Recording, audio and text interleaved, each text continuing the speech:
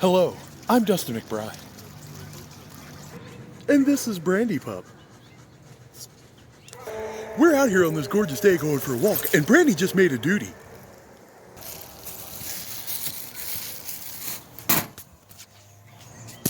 Shit. But the duty I'm here to serve is to answer all of your burning questions about life.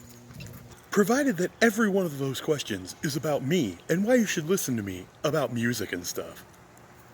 This time, I brought pictures and stuff even. Ha ha ha! But first, let's head back to the closet. Tonight,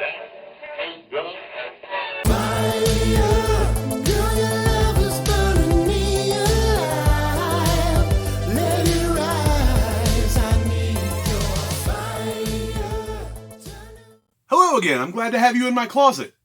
That doesn't sound like something I should say. Before we go diving headfirst into all the serious business of examining the COVID-19 pandemic and the musicians and the way that we're all dealing with that, I thought it might be a good idea to tell you a little bit about me and who I am and what I do, and about my life in music. And trust me, it has literally been my life. Like most people, I started out as a baby. I was born in 1984 in a little town in Indiana to a mom that looked like this, and a dad that looked like this. Because it was the 80s and it was just acceptable to walk around looking like that. Look at those fucking spandex!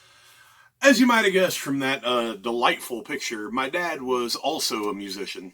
He was a drummer in bands around our hometown for years and years and years, and a great drummer, by the way, and a good singer. From the time that I was old enough to carry a drum, I was a little roadie, basically. So I was literally kind of brought up in bars and clubs and whatnot, just tagging along with him. My mom was not a performer at the time, although she would become one later in life, but what she did do, she married a musician, raised a musician, later separated from the first musician, and then remarried to another musician.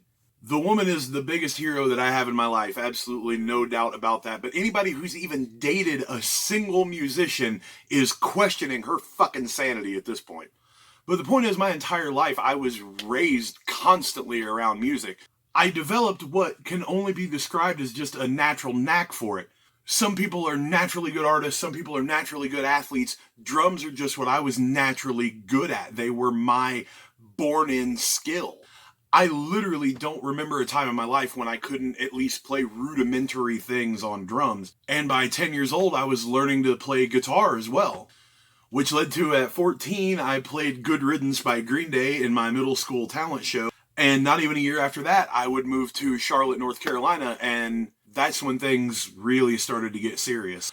At 16, I started my first mildly successful band, Hatless Fozzy. But I'll never let you go.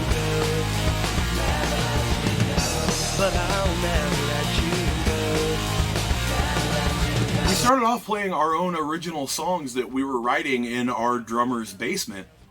We were so young at the time that bars and clubs and things like that just would not touch us. Being a band that was basically a punk band, pop punk if you want. So taking a cue from our punk forefathers, we just went DIY with it. We did everything ourselves. We started playing, especially in a coffee shop in our hometown of Concord, North Carolina, called On Common Grounds. We played there all the time. But we would also put on shows in old theaters. We would put on shows in backyards. We'd play anywhere where we had enough room to set up and enough power to plug in our amps. Unbelievably to everybody, myself included, we started drawing people. We were kind of the right sort of band at the right time, in a place that really had not had a music scene of its own, at least not since I had lived there. We were together 4 years and some change. We played hundreds of shows. We made one record that I will actually link in the description if you want to check it out. But more unbelievably than anything, we actually left an impression. I am still reminded of that band to this day on a regular basis, and it's something that I started when I was 16 years old. It's unbelievable for something that you did at that age to leave such a long-lasting impression on people's lives. Really, that would have been enough for me as far as being remembered as a musician, but I got lucky twice. What? 1, 2, 3, 4, 5. Never gonna make it out of here alive. I'm going 1, 2, 3, 4, 5 right here, right now.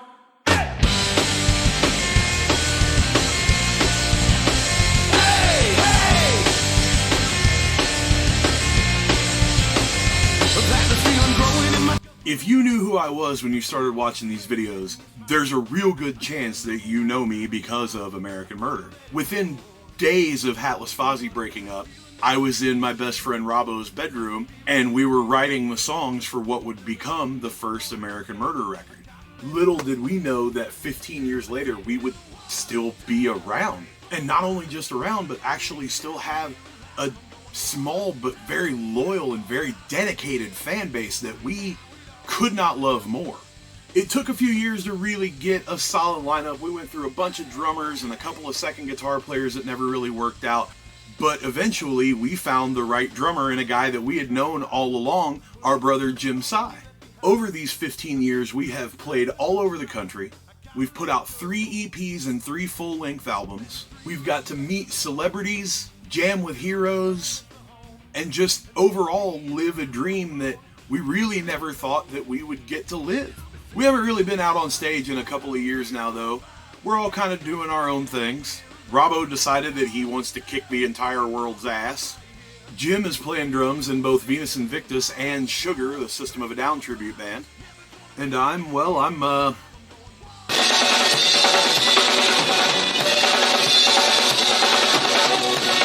But I guarantee you we will be back to bother the world at least one more time. 2015 was the year that I really started to make an actual living playing music for the first time. I had been working construction and my job kind of just fell out from under me because of just multiple reasons. And I decided that it was time to just go ahead and take the dive and just see what I could do. I was really lucky because by that point I was living in Charleston, South Carolina, which has a really active cover band scene. Not only active, but lucrative. So I started out doing solo acoustic shows, fill-in work on drums or vocals or guitar, whatever people needed, and I actually started to pay my bills by going out and playing music. In November of 2015, I really caught my first big break in that kind of music. That was when I got the job as the lead singer of a band called Time Bomb. These guys were already very established by the time I got the gig. I was actually coming in to replace their original lead singer. And we had a blast. I learned so much. I had so much fun, played for so many great crowds. It was just one of the best times. And even though we were playing a lot of great shows and having a lot of fun, just like all things, it eventually ran its course. And in December of 2016, I decided it was time to go. And the band itself actually wound up calling it a day very shortly thereafter. The best thing to come out of it, though, was that I met Chris French, who not only went on to be one of my best friends, but we've also been in a ton of projects together since, including Alleyway Saints, and I don't even know how many different cover bands. Now, I'm not going to lie to you. These last 5 years have been a blur. I have played in lots and lots of bands, either as a permanent member or a fill-in member, just to name a few. There was Time Bomb.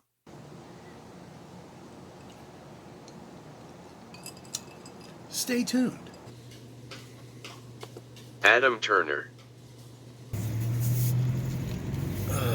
Band of Brothers.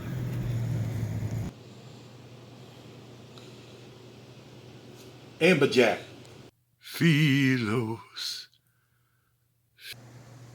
Right Turn Clyde. Out of State Plates. Danger Floof.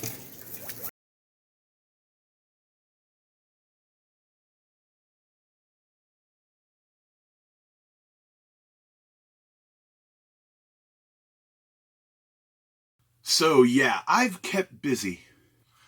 But these days, I have been fortunate enough to have forged a little bit of a reputation in the city. And with the exception of the occasional outside gig or the occasional solo gig, I've largely been able to just play in 2 bands and keep myself afloat that way. That would be Elaborate Shadows and the Metro Tools. Elaborate Shadows is definitely my main band. The Metro Tools is kind of more of an event band, whereas Elaborate Shadows, we are in and out of every bar and club that we can possibly get into every single weekend, not even weekends, every night that we can possibly be out playing. We have built a name, we've built a reputation, we've become a draw. It's awesome. And through that main outlet, I have managed to make 50%, if not more, of my income by going out and getting to play my instrument all the time. So over the last 5-6 years, I have been fortunate enough to have learned a thing or two about making a living as a musician, being a working musician, essentially making a living by living a dream. Now, I will admit, if you went back and you told 16-year-old me that at 35 you're going to be playing in cover bands, I guarantee you that 16-year-old me would have slapped the shit out of you. But that's a story and a debate for a whole other time that I will cover in a future video. But I also guarantee that if you went back in time and told 16-year-old me that he would be making a living by playing music, he would have been changing tunes. I've been waiting all night just to catch your eye, make my dreams come true. I just wanna dance with you. I've been waiting all night just to catch your eye.